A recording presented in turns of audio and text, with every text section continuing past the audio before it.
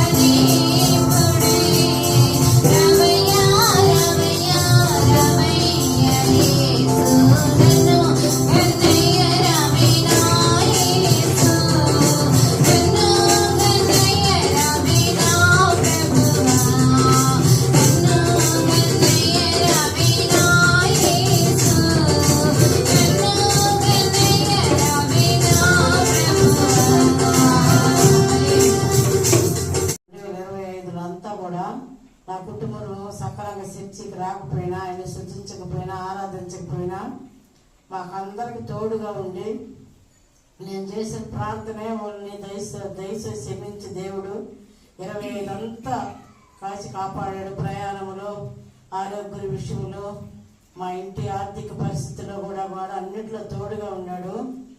ఇప్పుడు లాస్ట్ చివరి ఆదివారంలో కూడా మమ్మల్ని అందరూ సజీవుగా ఉంచిన దేవుడికి ఏమిచ్చినా మేము రుణం తీర్చుకోలేము.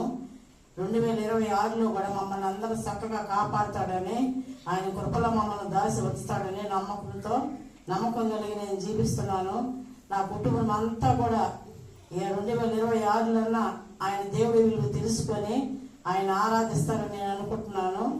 మీరందరూ కూడా నా కుటుంబం గురించి ప్రార్థన చేయమని దేవుడి సన్నిధిలో అడుగుతున్నాను. ఈ చిన్న సాక్ష్యం దేవుడు దీవించిన గాక. కీర్తన గ్రంథము 91వ అధ్యాయము 90వ అధ్యాయం.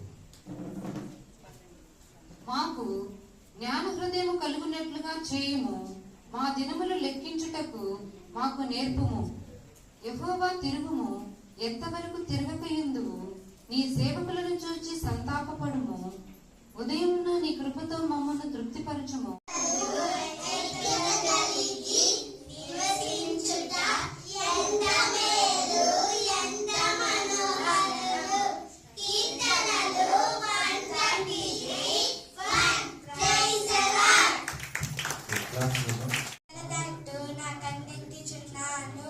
నాకు సహాయము ఎక్కడి నుంచి వచ్చును?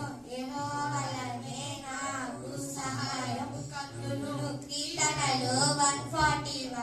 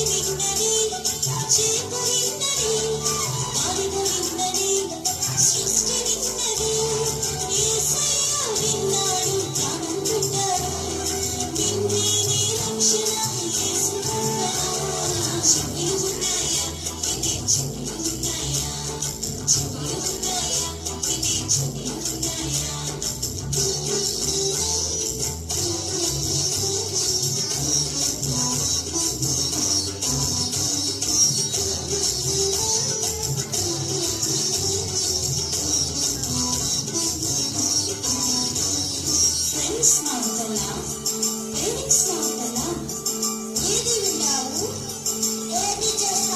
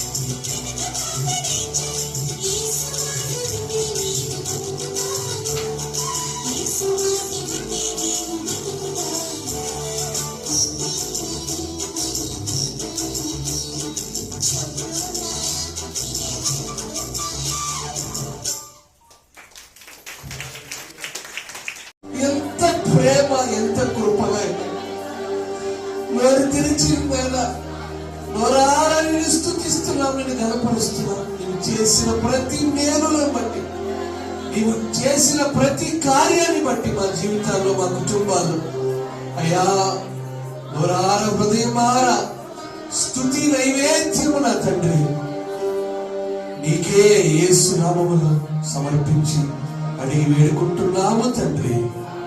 ఆమేన్.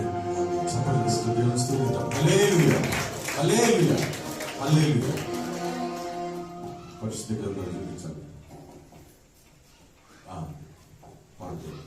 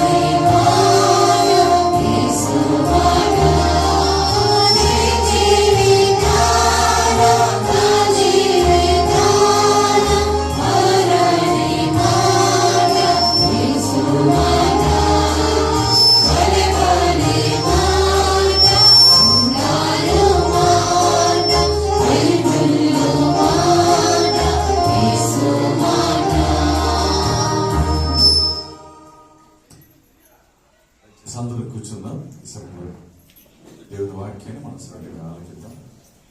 సమయంలో మరి వాక్య సందేశించడానికి మధ్యలో ఆదరణ మినిస్ట్రీస్ కాపురి గారు ఉన్నారు. వారికి సమయం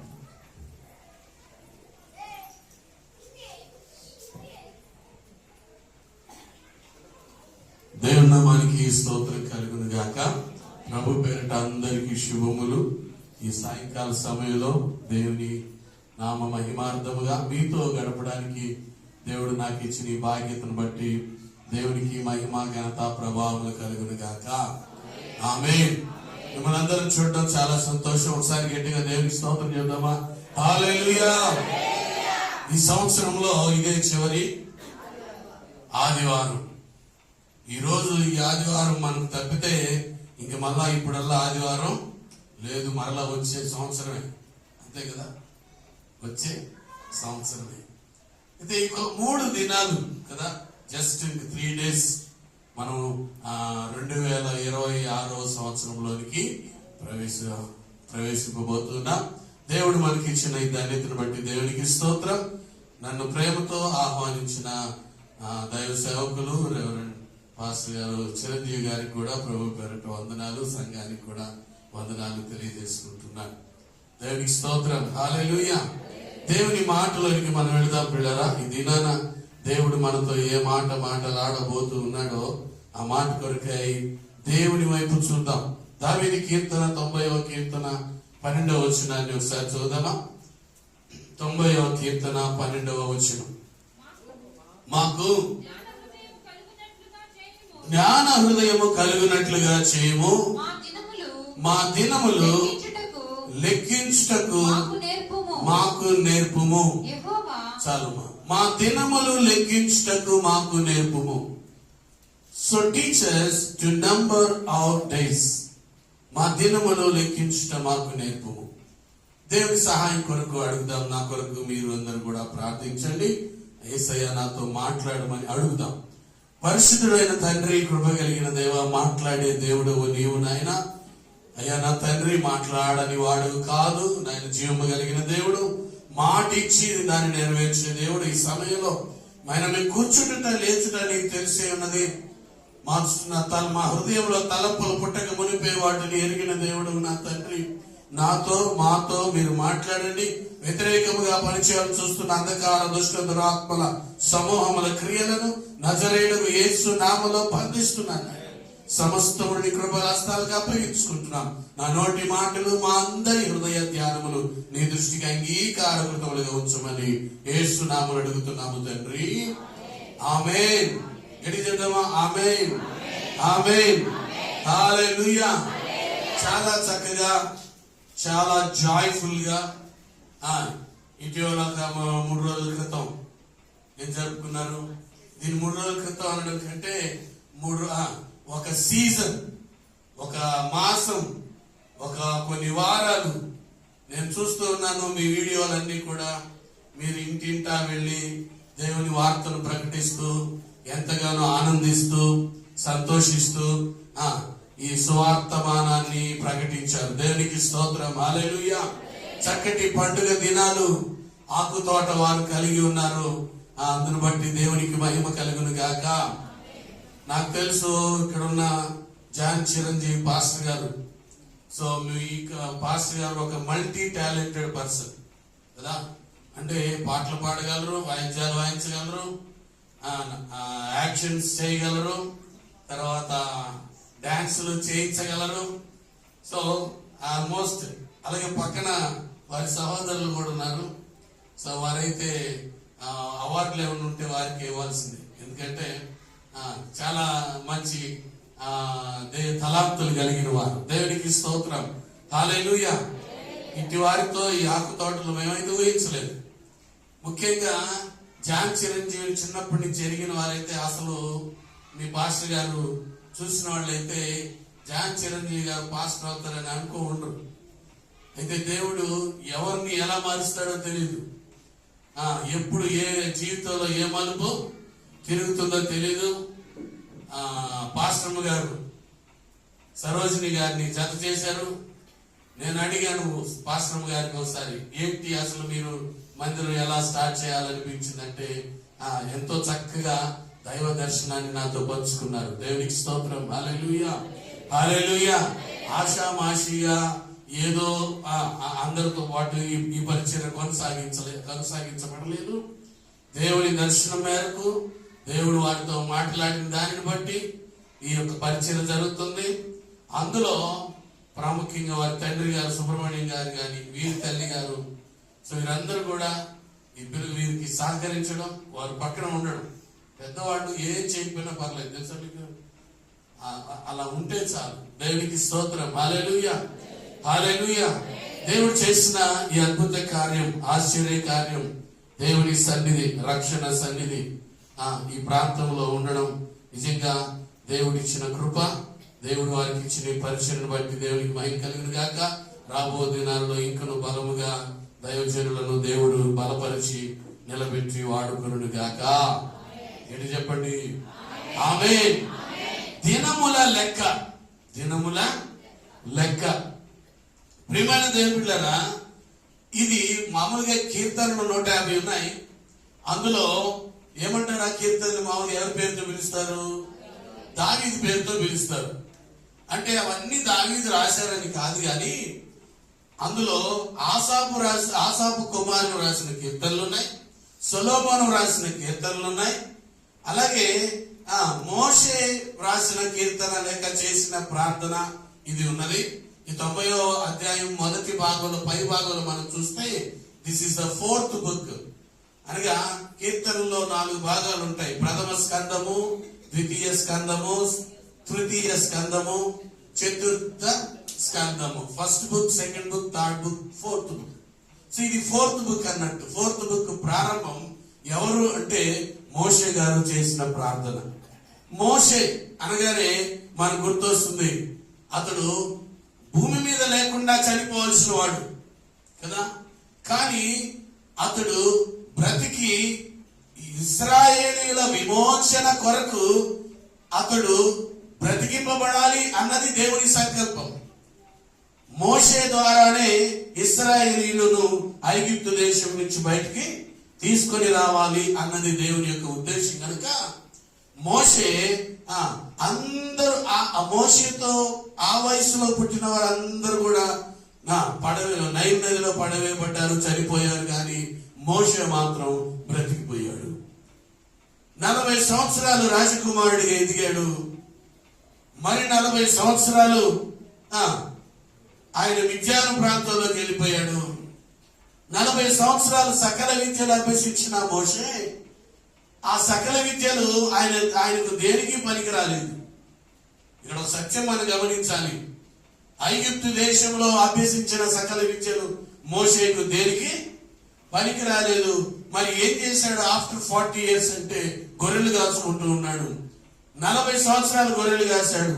80 సంవత్సరాల వయసులో నిర్గమకాండ 3వ అధ్యాయంలో దేవుడు పిలిచాడు.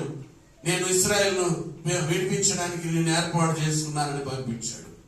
ప్రియమైన దేవుడు, ఆ తర్వాత దేవుడు అద్భుతకాలు ఆశ్చర్య కార్యాలు చేసి ఇశ్రాయేలుని విడిపించి తీసుకుని వచ్చాడు మోషే ద్వారా. మోషే భూమి మీద మిక్కిలి, చెప్పాలి మీకు బాగా తెలుసు వాక్యం, మోషే భూమి మీద మిక్కిలి సాత్వికుడు. దేవుడు అన్నాడు నా ఇల్లంతటిలో నమ్మకమైన వాడు అని. ఆ మోషే రాసిన ఈ కీర్తన ఏమంటున్నాడు? ప్రాముఖ్యంగా ప్రారంభం మనం చూస్తే, ప్రభువా తరతరముల నుండి మాకు నివాస స్థలము నీవే, పర్వతములు పుట్టక మునుపు భూమి లోకము పుట్టింపక మునుపు యుగ యుగములు నీవే దేవుడు, నీవు తప్ప వేరొక దేవుడు లేడు అన్నట్టుగా. అంతేకాదు ప్రియమైన దేవులారా, 4వ వచనంలో నీ దృష్టికి 1000 సంవత్సరములు గతించిన నిన్నటి వలె ఉన్నవి, రాత్రి అందరి ఒక జాము వలె ఉన్నాయి. దినములు ఎలా గడిచిపోతున్నాయి. అప్పుడప్పుడు కొంతమంది అంటూ ఉన్నారు, ఏమని అంటున్నారంటే మేము ఇంతకు ముందు దినాలు చాలా ఆలస్యంగా గడిచినట్టు అనిపించేవి, ఇప్పుడు దినాలు చాలా వేగంగా గడిచిపోతున్నాయి. ఇటీవల నిన్నగాక మొన్న హ్యాపీ న్యూ ఇయర్ చెప్పుకున్నట్టున్నాము 2025, మరలా ఇంకొక 3 దినాల్లో హ్యాపీ న్యూ ఇయర్ వస్తుంది. వెరీ ఫాస్ట్ గా వెళ్ళిపోతున్నాయి. కానీ దేవుడి దృష్టికి కూడా అంట ఒక్కొక్కసారి నీ దినాలు ఎలా ఉన్నాయంటే ఆయనకి 1000 దినాలు ఒక రోజులాగా గడిచిపోతాయి. ఒక్కొక్కసారి ఒక దినమే 1000 దినాలుగా, 1000 రోజులుగా, 1000 దినాలుగా, 1000 సంవత్సరాలుగా గడుస్తున్నాడు.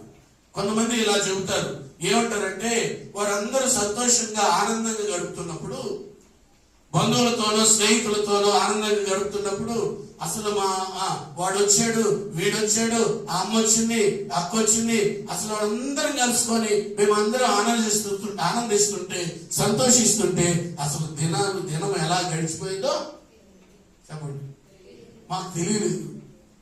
వాళ్ళు ఉన్న 2 రోజులు అసలు 2 గంటల్లా గడిచిపోయింది అంటారు.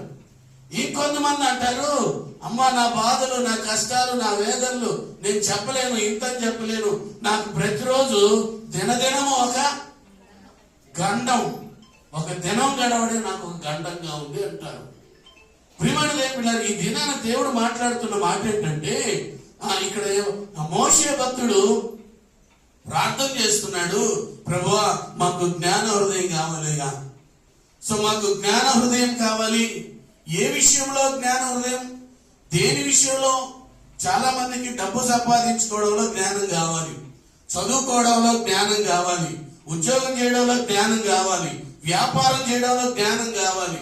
గతంలో నేను ఇక్కడికి వచ్చి నిలబడినప్పుడు దేవుడు నాకు ఇచ్చిన మాట అంశం జ్ఞానం కదా. సో ప్రతిదానికి జ్ఞానం కావాలి. జ్ఞానవంతురాలే తన కుటుంబాన్ని కట్టుకుంటుంది కదా. ఆ జ్ఞానం లేకపోతే ప్రియమైన దేవుళ్ళారా, నువ్వు కోట్ల ఆస్తి నీ కుమారుడికి మనోడికి ఇస్తే దాన్ని 2 రోజుల్లో వాడు కూర్చొని తింటే కొండ కూడా తరిగిపోతుందట. అదే జ్ఞానం కలిగిన వాడు, జ్ఞానం లేని వాడికి కోట్ల రూపాయలు ఇచ్చినా నిలబడదు. జ్ఞానం కలిగిన వాడికి 10,000 ఇస్తే 10 కోట్లు చేస్తాడు. ఇది నాకు జ్ఞానం కావాలి. ఏ విషయంలో జ్ఞానం కావాలంటే నంబర్ ఆర్ డేస్, మా దినములను లెక్కించడానికి మాకు జ్ఞానము కావాలి. ప్రభువా మాకు జ్ఞానం దయచేయ్యా. మా దినాలు ఎలా గడిచాయి? 2 మాటలు చెప్తాను. గడిచాయి, గడిపాము కదా. ఒకటేమో గడిచాయి, ఎలా గడిచాయో తెలియదు అని అంటారు కొంతమంది. ఏదో అలా గడిపేశాం అంటారు కొంతమంది. కానీ ప్రియమైన దేవుళ్ళారా, ఇక్కడ మోషే భక్తుడు ప్రార్థన చేస్తూ అంటూ ఉన్నాడు, అయ్యా మా దినములు లెక్కించుటకు మాకు నేర్పము. ప్రతి దానికి లెక్క ఉండాలి. ఏముండాలి? ప్రతి దానికి లెక్క ఉండాలి. అనగా వారు పెద్దలు ఒక్కొక్కసారి 10 రూపాయలు ఇచ్చి, అరే అంగడికి వెళ్ళి అన్ని తీసుకురారా, వస్తువులు అన్ని తీసుకురా అని అంటే లెక్క ఆయన స్లిప్ లో రాసిస్తారు. అవన్నీ తీసుకొచ్చి వాటి మీద ముందు ధర వేస్తారు. తీసుకొచ్చిన తర్వాత ఎంత అయింది అని చూస్తే 7.5 రూపాయలు అయింది. సరే మీకు 10 రూపాయలు ఇప్పుడు కష్టం లేండి, 750 రూపాయలు అయింది అనుకున్నాం. 1000 రూపాయలు ఇచ్చాడు, 750 రూపాయలు అయిపోయింది. 750 రూపాయలు అయింది అని చెప్పి ఆ స్లిప్ ఇచ్చేసి ఆ వస్తువులు ఇంట్లో ఇచ్చేసి వెళుతూ ఉంటాడు చిన్నోడు పరిగెత్తుకుంటా. అప్పుడు నాన్న రే అంటాడు, ఏంటి అంటాడు, ఎంత అయింది, మిగతా డబ్బులేవి. అప్పుడు అంటే వాడు దేనికో ఖర్చు పెట్టాడు ఒక 100 రూపాయలు. అది చెప్పడానికి కొంచెం మంచి దానికి ఖర్చు పెడితే నాన్న ఇదిగో 100 రూపాయలు పలానా దానికి ఖర్చు పెట్టాను, ఇదిగో అంటే వెరీ గుడ్ రా అంటాడు. అదే వాడు ఖర్చు పెట్టకూడదు, నాన్నకి నచ్చంది, నాన్నకి ఇష్టం లేని దానికోసం ఖర్చు పెట్టి ఉంటాడు. అప్పుడు వాడు లెక్క చెప్పడానికి కింద మీద పడతాడు. ఇది నాన్న ప్రియమైన దేవుళ్ళరా, దేవుడు మనతో అంటే పెద్దలైనా లెక్కలు అడుగుతారు. ఒక ఇల్లు కట్టినా, పెళ్లి చేసినా, లేదా ఒక కిరాణా కొట్టుకు వెళ్ళినా, చిల్లరంగడికి వెళ్ళినా దాంట్లో లెక్క కావాలి. ఎంత పెట్టాం, ఎంత తెచ్చుకున్నాం, ఎంత మిగిలింది. అదే రీతిగా దేవుడు కూడా లెక్క అడుగుతున్నాడు. ఇప్పుడు నా కుమారుడా, నా కుమార్తె, నేను నీకు దినములను ఇచ్చాను. ఏమిచ్చాడు? దినములు ఇచ్చాడు. ప్రియమైన దేవుని బిడ్డలారా, ఈ దినాన నీ బ్రతుకులో, నీ జీవితంలో ఎన్ని దినాలు గడిచాయో, ఎన్ని రోజులు గడిచాయో, ఎన్ని దినాలు ఎన్ని రోజులు నీ బ్రతుకులో గడిచాయో ఒకసారి గమనించండి. ఇక్కడ ఒక్కొక్కరు 30 సంవత్సరాలు, 40 సంవత్సరాలు, 50 సంవత్సరాలు, 60, 70 సంవత్సరాలు ఉండొచ్చేమో. ఇన్ని సంవత్సరాలు దేవుడు నీకు ఇస్తే, ఇన్ని దినాలు దేవుడు నీకు ఇస్తే, ఒక సంవత్సరం అంటే ఎన్ని రోజులు? 360 రోజులు కదా. 360 రోజులు, 65 రోజులు దేవుడు నీకు ఇచ్చాడు. ఎన్ని వారాలు? 52 వారాలు. ఎన్ని నెలలు? 12 నెలలు. 12 నెలలు ఇచ్చాడు. ఒక 360 రోజులు ఇచ్చాడు, 52 వారాలు ఇచ్చాడు. సో ఈ సంవత్సరం, ఒక సంవత్సరం అనుకున్నాం ఉదాహరణకి. ఈ 360 రోజులు ఏం చేశావు? 52 వారాలంటే 360 రోజుల్లో 52 రోజులు ఆదివారానికి వచ్చావా, చర్చికి వచ్చారా కదా. అంటే ఆదివారం 52 కదా. 52 ఆదివారాలు చర్చికి వచ్చారా? సరే, దాని పక్కన పెడదాం. అసలు ఏం చేశారు? ఒక రోజు ఒకరికి ఎలా గడుస్తుంది, ఒక దినం ఎలా గడుస్తుంది? పొద్దున్న లేచినప్పటి నుంచి ఏమేం చేస్తారో ఒకసారి వరుసగా చూద్దామా. నిద్ర లేవగానే ఏం చేస్తారు? ముందు పొయ్యి కాడికి పోతారు కదా. నిద్ర లేచినప్పటి నుంచి పడుకునేంత వరకు కూడా లేవగానే స్టవ్ దగ్గరికి, పొయ్యి దగ్గరికి పోవాలా. పడుకునేటప్పుడు కూడా పొయ్యి దగ్గరికి పోయి అంటే నిద్ర లేవగానే అందరూ కళ్ళు అద్దుకుంటారు. దేవుడి పటాలు లేకపోతే దేవుని వాక్యాన్ని కళ్ళకు అద్దుకొని పండుకుంటారు. అంటే నిద్ర లేచినప్పుడు దేవుడి మాట, పడుకున్న తర్వాత పడకలకు పోయేటప్పుడు దేవుడి మాట. ఎలాగో కొంతమందికి వంటిల్లు అలాగా. అసలు ఇంకో సంగతి చెప్పనా, రేపు ఇప్పుడు పడుకునే ముందే, పడుకోక ముందే ఇంకొక పని చేస్తుంటారు, కొంత ఆలోచిస్తారు. రేపు ఏం వంట చేయాలి కదా, రేపు ఏం వంట. ఇవి పెద్దలు అనుకుంటారు, పిల్లలు కూడా అంటారు, అమ్మా ఈరోజు పప్పు చేశారు, రేపు ఏం చేస్తాం, రేపు ఆదివారం ఏం చేస్తాం. అంటే దినం ఎలా గడుస్తుందంటే ప్రియమైన దేవుని బిడ్డలారా, ఒకటి ఇంటి పని. నేను 4 చెప్తుంటాను ఎప్పుడు సహజంగా. ఇంటి పని, వంట పని, ప్రభుత్వ పని, ప్రైవేట్ పని. కొంతమందికి ప్రభుత్వ పనులు ఉంటాయి, కొంతమందికి ప్రైవేట్ పనులు ఉంటాయి. ఈ పనులన్నీ ఉంటాయి కదా. ఇంటి పనికి కొంత సమయం, వంట పనికి కొంత సమయం, ప్రభుత్వ పనికి కొంత సమయం, ప్రైవేట్ పనికి కొంత సమయం, ఇంకా స్నేహితుల దగ్గర లేకపోతే టీవీ దగ్గర సీరియల్ కి కొంత టైము ఖచ్చితంగా ఉండాలి. లేకపోతే 6:30, 7 అయితే 2 కుర్చీలు వేసుకుని కూర్చుంటారంట భార్య భర్తలు ఇద్దరు. వాడు వచ్చి చెప్తున్నాడు, అరే మా నాన్న మా అమ్మ గాలి వాన వచ్చినా గాని సునామీ వచ్చినా గాని 7 గంటలు కూర్చొని 9:30 తర్వాతే వాడు లేచి అన్నం తింటాడు. వాడికి చదువు రాదు. ప్రియమైన దేవుడు అంటే వారి లైఫ్ లో వారి దినంలో 24 గంటల్లో 7 నుంచి 9:30 దాకా అంటే దశభాగం వేస్తున్నారు వాళ్ళు. దేంట్లో దినం 2 గంటల 30 నిమిషాలు 2 గంటల 40 నిమిషాలు సీరియల్.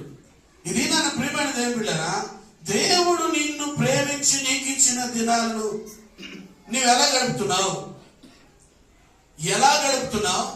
దేని నిమిత్తం గడుపుతున్నావు? దేవుడు లెక్క అడగబోతున్నాడు. ఒక మాట మనం చదువుకున్నాం. రోమిలకు రాసిన పత్రిక 14వ అధ్యాయం 12వ వచనం. రోమిలకు రాసిన పత్రిక 14వ అధ్యాయం 12వ వచనం చదువుతారా? ప్రతి నాలుకయు దేవుని స్తుతించునని ప్రభువు చెప్పుచున్నాడు అని వ్రాయబడి ఉన్నది కనుక మనలో ప్రతివాడును తన్ను గురించి దేవునికి లెక్క అప్పగింపవలెను. ప్రతివాడు తన్ను గురించి దేవునికి లెక్క అప్పగించాలి, లెక్క చెప్పాలి, లెక్క అప్పగించాలి. ప్రియమైన దేవుని బిడ్డ, దేవుడు ఈ దినాన నిన్ను లెక్క అడుగుతాడు. దేవుడు నిన్ను లెక్క అడుగుతాడు. నా కుమారుడా, నా కుమార్తె, నీకు 45 సంవత్సరాలు ఇచ్చానయ్యా. అమ్మా నీకు 35 సంవత్సరాలు ఇచ్చాను. ఈ 35 సంవత్సరాల్లో, ఈ 45 సంవత్సరాల్లో, ఈ 55 సంవత్సరాల్లో నువ్వేం చేశావు? ఏమేమి చేశావు? పనికి వచ్చే పని చేసావా, పనికి మాలిన పని చేసావా? రెండో ఉంటాయి కదా. ఒక్కొక్కసారి కొంతమంది ఇంటికి వచ్చి కూర్చుంటే ఆ అక్క అంటది వాళ్ళు వెళ్ళిపోయిన తర్వాత, ఆ అమ్మ అంటది వాళ్ళు వెళ్ళిపోయిన తర్వాత, నేను బట్టలు నానబెట్టుకున్నాను, పొయ్యి మీద అన్నం మాడిపోయింది, ఆ అమ్మ వస్తే ఇంట్లో నుంచి బయటికి బాదు, నాకు ఈ రోజంతా ఏమైపోయింది చెప్పండి. నాకు వినపట్ల ఈ రోజంతా నాకు టైం వేస్ట్ అయిపోయింది. ఆయన వల్ల ఈ రోజంతా వేస్ట్ అయిపోయింది. ఇలా అనేక దినాలు మన బ్రతుకులో, మన జీవితాల్లో వేస్ట్ అయిపోయిన రోజులు ఉన్నాయి. ఈ దినాన దేవుడు లెక్క అడుగుతాడు. ఎన్ని రోజులు నువ్వు వేస్ట్ చేసావు? ఎన్ని రోజులు నువ్వు వ్యర్థంగా గడిపావు? ఎన్ని రోజులు వేస్ట్ గా నువ్వు కాజేసుకున్నావు? దేవుని బిడ్డలు, ప్రియమైన దేవుని బిడ్డరా, ఇదిగో దినములను నీవు చాలా జాగ్రత్తగా వాటిని, అందుకే అపోస్తలుడైన పౌలు ఎఫెసీయులకు రాసిన పత్రిక 5వ అధ్యాయం 10, 15, 16 వచనాల్లో ఒక మాట అంటాడు పౌలు గారు. చదువుమా. ఎఫెసీయులకు రాసిన పత్రిక 5వ అధ్యాయం 15, 16. దినములు చెడ్డవి గనుక మీరు సమయమును పోనీయక సద్వినియోగము చేసుకొనుచు అజ్ఞానుల వలె కాక జ్ఞానుల వలె నడుచుకొనున్నట్లు జాగ్రత్తగా చూచుకొనుడి. జాగ్రత్త. Don't waste days. ఎట్టి పరిస్థితుల్లో దినాలను మీరు వ్యర్థంగా వెళ్ళపుచ్చద్దు, దుర్వినియోగం చెయ్యొద్దు. దినములు ఎలా ఉన్నాయంట? ఏమంటాడు పౌలు గారు? అమ్మా, చెడ్డ దినాలు ఉన్నాయా, మంచి దినాలు ఉన్నాయా? వాస్తవంగా దేవుడు భూమిని సృష్టించినప్పుడు ఆయన అన్ని దినాల్ని ఎలా చేశాడు? మంచి దినాలుగానే చేశాడు. చెడ్డ దినాలుగా ఏం చేయలేదు. దేవుడు చేసిన అన్ని మంచిదే. కానీ ఎప్పుడైతే ఈ మంచి దినాల్ని చెడ్డ దినాలుగా మార్చిన వారు ఎవరో తెలుసా? మనుషులే. మనుషుని ప్రేరేపించిన వాడు అపవాది సాతాను. అంటే అపవాది యొక్క ప్రేరేపణ చేత పాపము చేసినందువల్ల దినములు చెడ్డవైపోయాయి. అప్పుడప్పుడు కొంతమంది పెద్దోళ్ళు అంటుంటారు, ఏమంటుంటారు? నిద్ర వస్తుంది ఎవరికైనా? రావట్లేదు కదా, మీరు చాలా చక్కగా వెళ్తున్నారు. దేవునికి స్తోత్రం. దేవుడు మిమ్మల్ని దీవించును గాక. హల్లెలూయా. దినములు చాలా వేగంగా వెళ్ళిపోతున్నాయి. దినములు చాలా త్వరగా వెళ్ళిపోతున్నాయి. ఒక ఆయన పాట రాశాడు, దినములు గడుచుచున్నవి, క్షణములు దొరులుచున్నవి, ఆయువు తరుగుచున్నది, అంతము పిలచుచున్నది. యేసులేని జీవితం పొందలేవు మోక్షరాజ్యము. యేసులేని జీవితం పొందలేవు మోక్షరాజ్యము. దినములు గడుచుచున్నవి, క్షణములు పెరుగుతుంది వయస్సని అనుకున్నావు, తరుగుతుంది ఆయువని తెలియకున్నదా. పెరుగుతుంది వయస్సని అనుకున్నావు, తరుగుతుంది ఆయువని తెలియకున్నదా. అంతముని నాపుకు చేరనున్నది, భూమి విడుచు గడియ నీకు కానున్నది. యేసులేని జీవితం పొందలేవు మోక్షరాజ్యము. యేసులేని జీవితం పొందలేవు మోక్షరాజ్యము. దినములు గడుచుచున్నవి, క్షణములు దొరుకుచున్నవి. హల్లెలూయా, హల్లెలూయా. ప్రియమైన దేవుని పిల్లలు, దినములు చాలా వేగంగా వెళ్ళిపోతున్నాయి. వాస్తవంగా దేవుడు అన్ని దినాలు మంచిగానే సృజించాడు, కానీ మనిషి అపవాదితో కలిసి, మనిషి అపవాదితో టైఅప్ అయ్యి ఏం చేశారంటే కొన్ని చెడ్డ దినాలుగా మార్చుకున్నాడు. కానీ ఇప్పటికి కూడా మంచి దినాలే అన్ని. కొంతమంది పెళ్లి చేయాలన్నా, లేదా ఇంట్లోకి పోవాలన్నా, లేదా వీధిలోకి పోవాలన్నా కదా, ఇంట్లోకి పోవాలన్నా, ఇంట్లో నుంచి వీధిలోకి పోవాలన్నా, ఆడపిల్లలు ఈరోజు నువ్వు బయటికి పంపించకూడదు కదా, ఈరోజు బయటికి పంపించకూడదు. ఎప్పుడు పంపించాలా? క్యాలెండర్ తీసుకురాపో. ఏది కార్యం చేయాలి కదా, క్యాలెండర్ తీసుకురాపో. ఏ క్యాలెండర్? రక్షణ సన్నిధి క్యాలెండర్ కాదు. రక్షణ సన్నిధి వాక్యాలు ఉండే క్యాలెండర్ కాదు. ఇంకో క్యాలెండర్ ఉంటుంది. ఆ క్యాలెండర్ వెనకాల ఉంటుంది. దానికి బయటికి దాన్ని అనుకుంటుంది, పాస్టర్ కనబడకుండా పెట్టుంటుంది కదా. ఆ క్యాలెండర్ లో ఏముంటుంది? ఇదిగో ఈరోజు ఈ రాహువు ఈ కేతువు రెండు ఇటు కలుసుకొని శనిగ్రహం నుంచి 3 కలుసుకుని కర్రను తిరిగి డమ్మల కింద పడ్డాయి. కాబట్టి ఈ రోజు మంచి రోజు కాదు. ఎల్లుండి అయితే ఎట్టుందంట? ఎల్లుండి ఎట్టుంది? బాగుంది. ఓకే, అవన్నీ పక్కన పెడితే ఇంకా పెద్దలు ఏమంటారంటే, కొంతమంది ఈ లోకంలో రోజులు ఏం బాగలేవు, రోజులు ఏం బాగలేవు. నిజమే, ఒక రకంగా దేవుడేమో దినములన్నిటిని మంచిగా సృష్టించాడు, కానీ మనిషే వాటిని చెడిపేసుకుంటున్నాడు, మనిషే వాటిని చెడ్డగా చేసుకుంటున్నాడు. ప్రియమైన దేవుని పిల్లలు, ఈ దినాన్ని దేవుడి మాట ఏంటంటే, అపోస్తలుడైన పౌలు ద్వారా దేవుడు పలికిన మాట ఏంటంటే, దినములు చెడ్డవి కనుక మీరు ఏం చేయాలంటే, ఇంకా తెలివి లేకుండా, జ్ఞానం లేకుండా, అజ్ఞానంతో జాగ్రత్త లేని వారై ఉండద్దు. జాగ్రత్తగా ఉండండి. Be careful, take care about your days. మీ దినములు చెడ్డవి. మీరేం చేయాలి? ఆ దినాన్ని ఎంత మాత్రం కూడా వ్యర్థంగా వేస్ట్ చేయొద్దు. అప్పుడప్పుడు మా చిన్నాయన గారు, సర్వేశ్వరరావు గారు, చిరంజీవి గారి తండ్రి గారు, ఎందుకురా టైం వేస్ట్ చేస్తారు మీరు? ఎందుకురా ఈరోజు ఇన్ని రోజులు వేస్ట్ చెప్పి మరి ఏదో ఇప్పుడు దాంట్లో జాయిన్ అయి ఉంటే, దీన్ని ఈ కాలేజీకి పోయి ఉంటే, ఈ స్కూల్కి పోయి ఉంటే, ఇప్పుడు నీ చేతికి ఒక సర్టిఫికేట్ వచ్చిండేది. ఇన్ని రోజులు వేస్ట్ అయిపోయింది, ఇన్ని దినాలు వేస్ట్ అయిపోయాయి, ఇంత టైం వేస్ట్ అయిపోయింది. జ్ఞానం లేదు.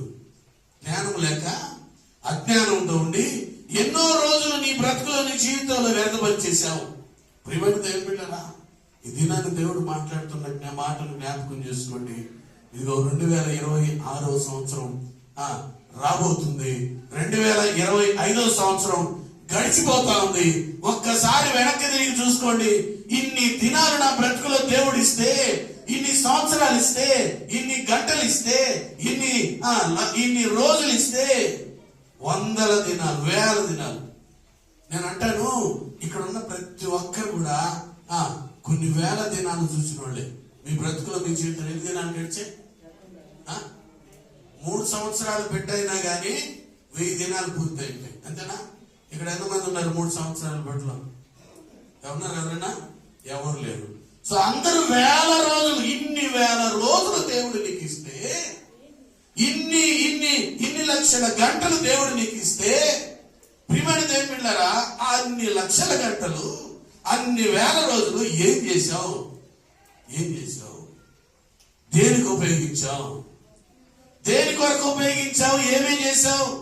అప్పుడప్పుడు కొంతమంది అంటుంటారు, అరే వీడు ఉన్నాడంటే ఉన్నాడురా, వీడు ఎందుకురా నాయన, అమ్మ నీ కొడుకు ఉన్నాడు కదా, ఇంత లావున ఎర్రగా బుర్రగా ఉంటాడు, ఇంకేమి ఈ పిల్లడు చూసుకుంటా, నువ్వు సినిమా యాక్టర్ లాగున్నాడు నీ కొడుకు, వాడిని చూసుకుంటా నువ్వు హ్యాపీగా గడిపేయచ్చు అంటే, నాకు చాలా, సుబ్రహ్మణ్యం గారు ఆ మధ్యకాలంలో ఒక మాట అంటే అదే ఉండిపోయింది.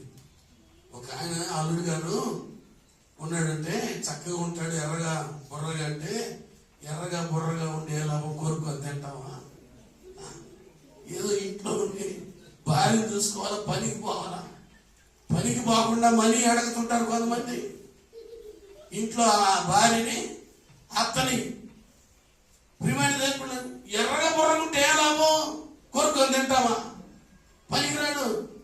అప్పుడు ఆ తల్లి కూడా అంటుంది, ఈడు ఉన్నాడంటే ఉన్నాడమ్మా, అది ఆ బండ ఉంది, ఆ చెట్టు ఉంది, ఈడు కూడా ఉన్నాడు అంతే, ఇంత లాభం ఉన్నాడు కానీ ఈడు వల్ల నాకు 5 పైసలు లాభం లేదు. ఈడు భూమికి కోస్తే, ఈడు భూమికి భారము కోస్తే, చెప్పండి తెలుసా మీకు సామెతలు? మీకు తెలుసుంటే లాగుతాడు, నాకు బాగా తెలుసు, నాకు తెలుసు. కోస్తే 4 ఊర్లకి సరిపోతాడు. ప్రియమైన దేవుని బిడ్డలారా, ఈ దినాన ఏంటి అంటే, ఎంతో మంది వారు దినములను వ్యర్థంగా గడిపేస్తున్నారు. కొంతమంది నాకు ఉద్యోగం లేదు, నేను చదువుకున్నాను, నాకు పని దొరకలేదు.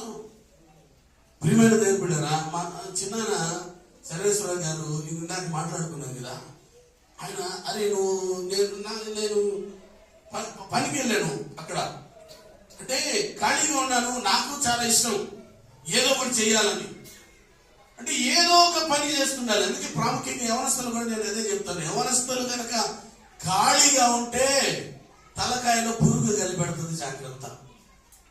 ఎవరైనా కానీ ప్రాముఖ్యంగా యవనస్తులు ఖాళీగా ఉండకూడదు, ఎవరు కూడా ఖాళీగా ఉండకూడదు, ఒంటరిగా ఉండకూడదు. దేవుడు చెప్పాడు, ఒంటరిగా ఉండకుండా ఎవరితో ఉండాలా? నాకు భార్య లేదు కదా, నాకు పెళ్లి కాలేదు కదా అని అనుకుంటారేమో. ఒంటరిగా ఉన్నవాడు, ప్రియమైన దేవుడు, ఉంటే పెళ్ళైతే భార్య భర్తతో ఉండాలా, ఒంటరిగా ఉన్నవారు దేవుడితో ఉండాలా. ఒంటరి సమయం అంటే దేవుడితో గడిపే మహత్తరమైన అద్భుతమైన సమయం. హల్లెలూయా, హల్లెలూయా. ప్రియమైన దేవుడు, అనేక మంది వారి జీవితాల్లో, వారి బ్రతుకుల్లో వ్యర్థంగా గడుపుతున్న దినాలు, వ్యర్థంగా గడుపుతున్న క్షణాలు, వ్యర్థంగా గడుపుతున్న గంటలు ఎన్నో ఉన్నాయి. లోకానికి, పాపానికి గడుపుతున్నాను.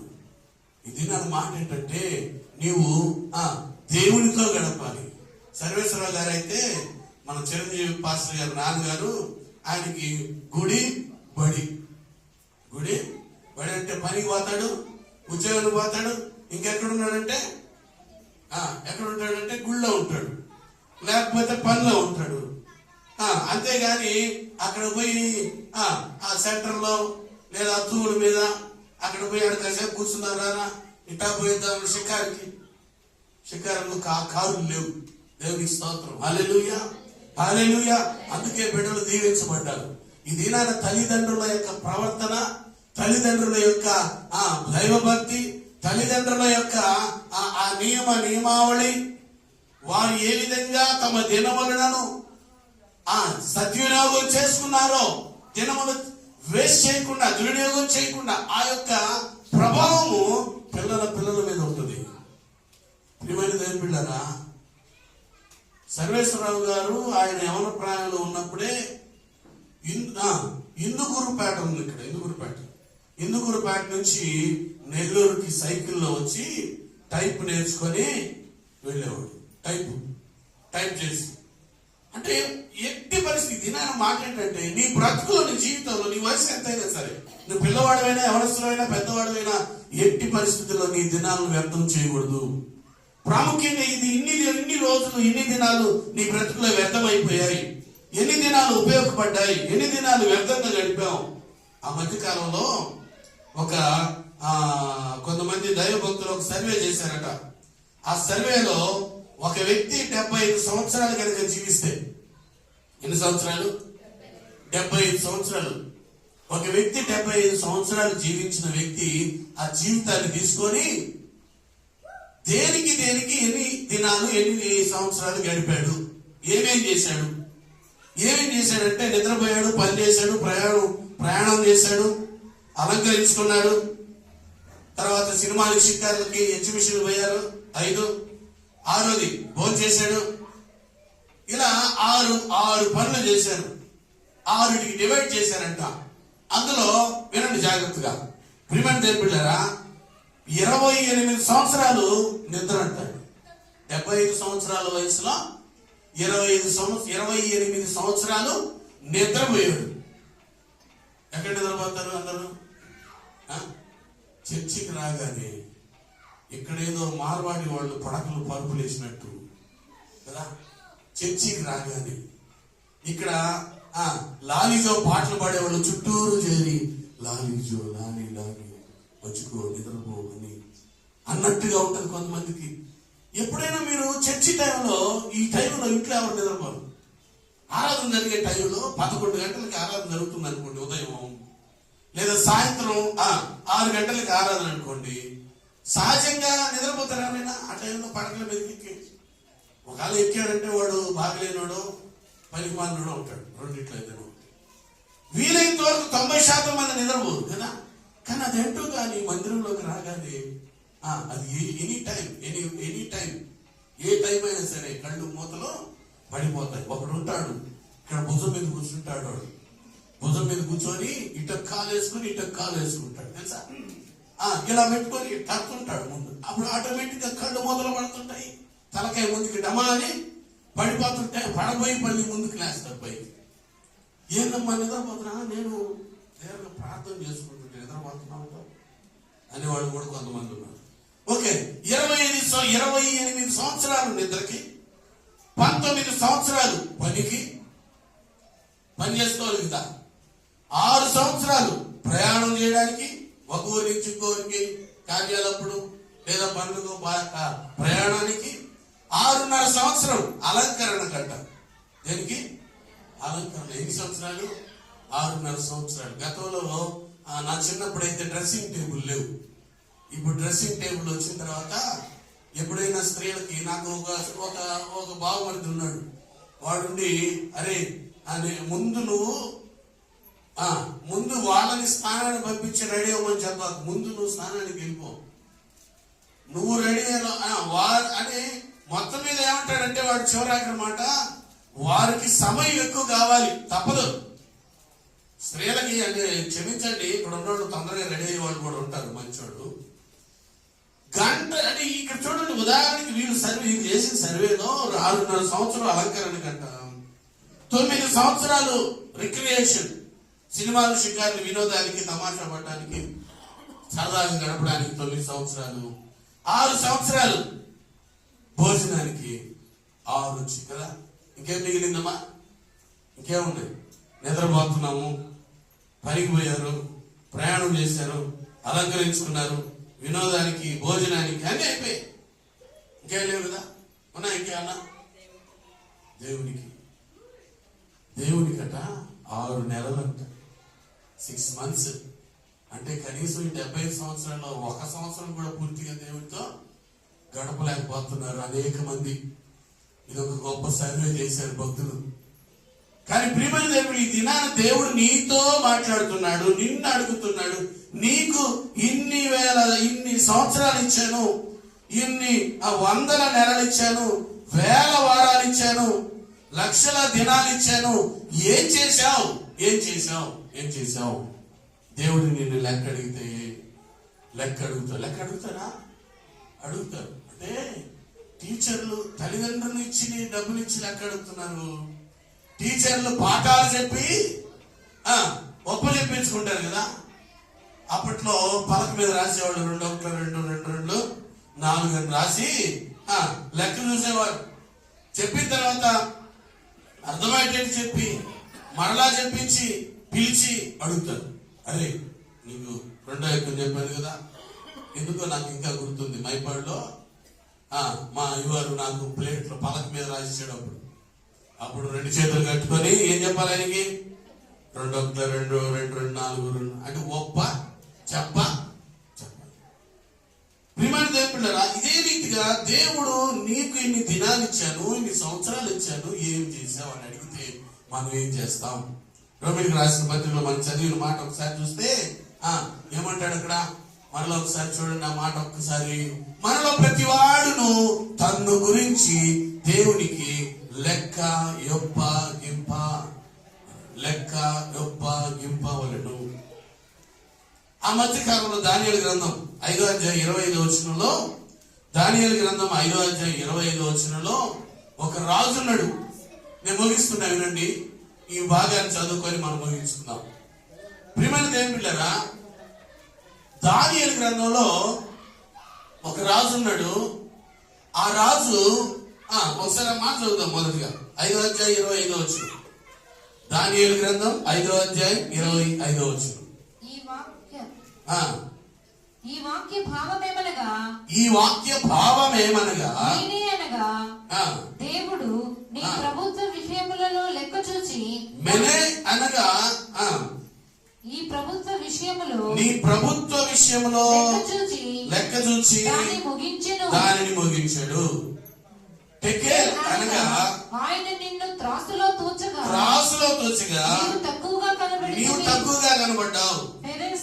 ఫెరెస్ అనగా నీ రాజ్యము నీ యొద్ద నుండి విభాగింపబడి మాదీయులకును పారసీకులకును ఇయ్యబడును.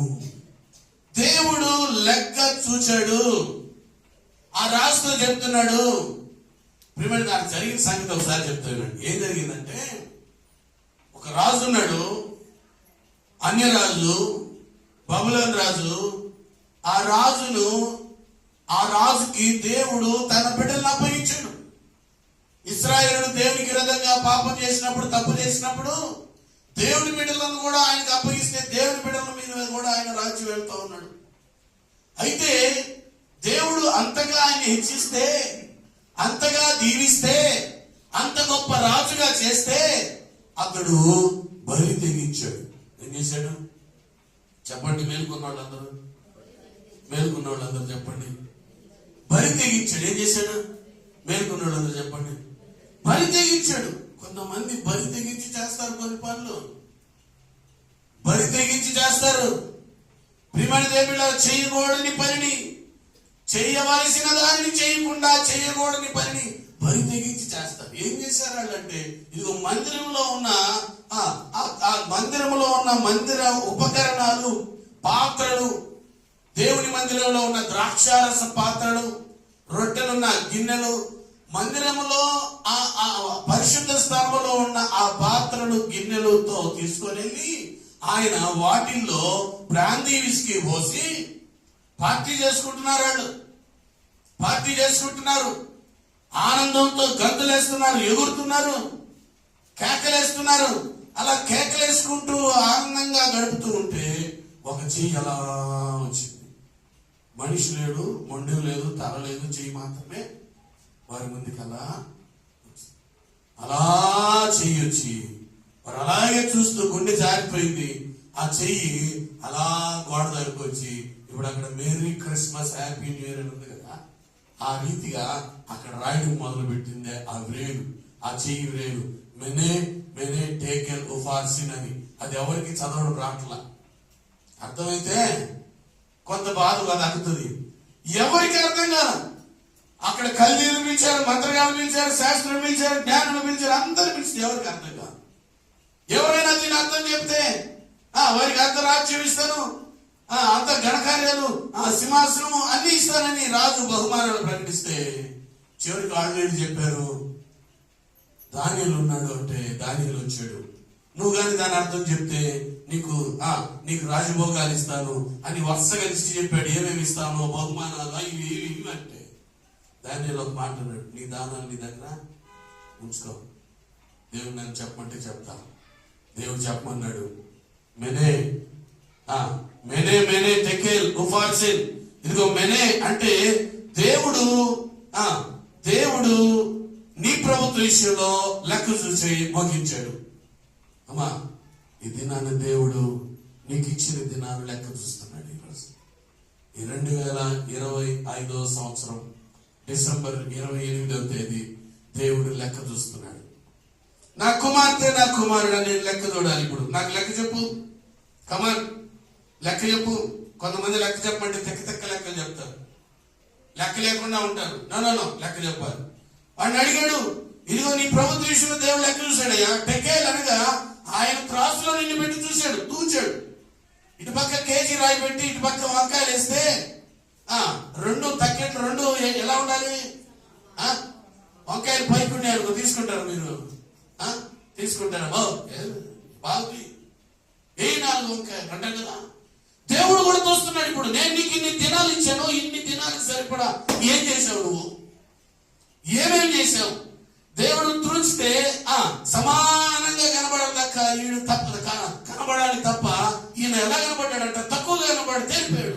అసలు తక్కువగా కనబడితే దేవుడు అంటున్నాడు, నీ రాజ్యాన్ని నీ యొద్ద నుండి తీసివేసి పారసీకులకి, మాదీయులకి, పర్షియన్స్ వాళ్ళకి ఇచ్చేస్తాం. ఈ దినాలు ఇదే విధంగా దేవుడు నీకు ఇచ్చిన లెక్క, దేవుడు నీకు ఇచ్చిన దినాలను నువ్వు సద్వినియోగం చేయకుండా ఉంటే దేవుడు లెక్క చూచి తూచి ఇదిగో నీ దినం నీకున్న ఆధిక్యతను తీసివేసి నీకు ఇప్పటి వరకు ఇచ్చిన దీవెనను తీసివేస్తే మన పరిస్థితి ఏంటి? దిక్కు దివాణం ఉండదు మనకి. ప్రియమైన దేవుని పిల్లలు, దినాన్ని దేవుని మాట గమనించండి. భూమి మీద నరుని దినాలు కూలివాని దినముల వంటివి కావాలి. యోబు అంటున్నాడు, నా దినములు నేతగాని నాడి కంటే వడివడిగా వెళ్ళిపోతాయి, రోజులు వెళ్ళిపోతున్నాయి, గడిచిపోతున్నాయి. జాగ్రత్త, సద్వినియోగం చేసుకో, సమయమును పోనీయొద్దు.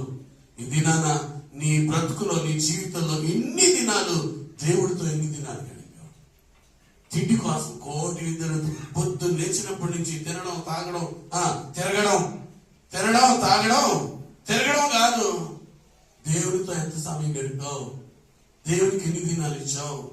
ప్రియమైన దేవుడు లెక్క అడుగుతాడు. అందుకే ఈ యోహాను భక్తుడు, యోహాను రాసిన పత్రిక 3వ యోహాను రాసిన పత్రికలో గాయు అని ఒక వ్యక్తి ఉంటాడు. ఆ గాయుతో యోహాను భక్తుడు చెప్తున్నాడు. యోహాను రాసిన 3వ పత్రిక 2వ అధ్యాయంలో, ప్రియుడా, నీ ఆత్మ వర్ధిల్లుచున్న ప్రకారము నీవు అన్ని విషయములలో వర్ధిల్లుచు సౌఖ్యముగా ఉండవలనని ప్రార్థించుచున్నాను. అన్ని విషయాల్లో నువ్వు వర్ధిల్లాలి దేవుడు కోరుకుంటున్నాడు. మంచి, మీరు ఫలించి అభివృద్ధి పొంది భూమిని దేవుని ఆశ కూడా మీరు ఫలించాలి, అభివృద్ధి చెందాలి. ఎక్కడ వేసిన గొంగలు ఎక్కడ ఉండకూడదు.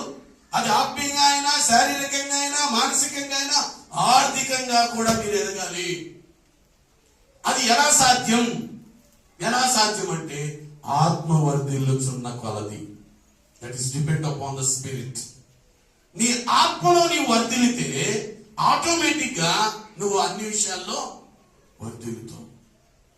ప్రియమైన దేవుళ్ళారా, కళ్ళు మూసుకుందాం, దేవునికి మనం సమర్పించుకుందాం. దేవుడు నీ దినముల లెక్క అడుగుతున్నాడు. నా కుమారుడా, నా కుమార్తె,